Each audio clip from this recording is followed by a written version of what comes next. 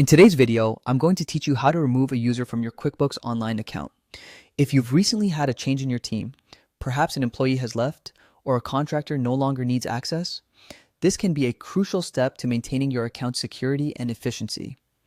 By the end of this video, you'll understand exactly how to remove a user quickly and safely, ensuring everything runs smoothly within your QuickBooks environment. Let's dive right in. To start, you'll need to log into your QuickBooks Online account. Once you're in, direct your attention to the top right corner of the screen.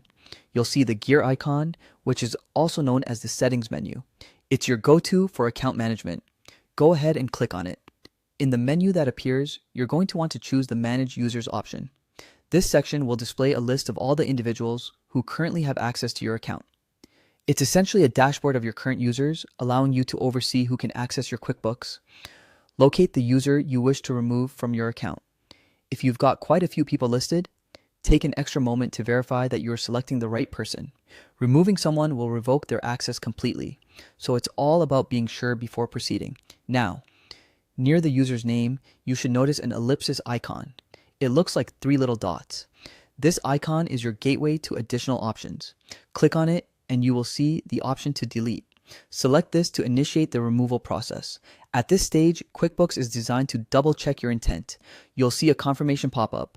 This is QuickBooks' way of ensuring that you don't accidentally delete someone you're not intending to.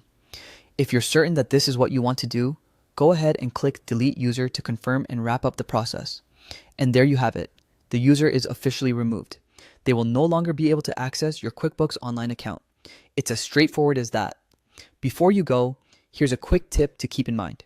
If there's any chance you might need to grant access to that person again in the future, you'd have to send them a new invitation. Therefore, it's worth double checking that removal is indeed the right choice before you take this step.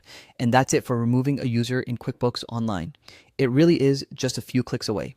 If you found this tutorial helpful, make sure to hit that thumbs up button and subscribe to the channel for more simple and effective business tech tutorials. If you have any questions or run into issues, feel free to leave a comment below and I'd be happy to assist you. Thanks for tuning in, and I'll see you in the next video.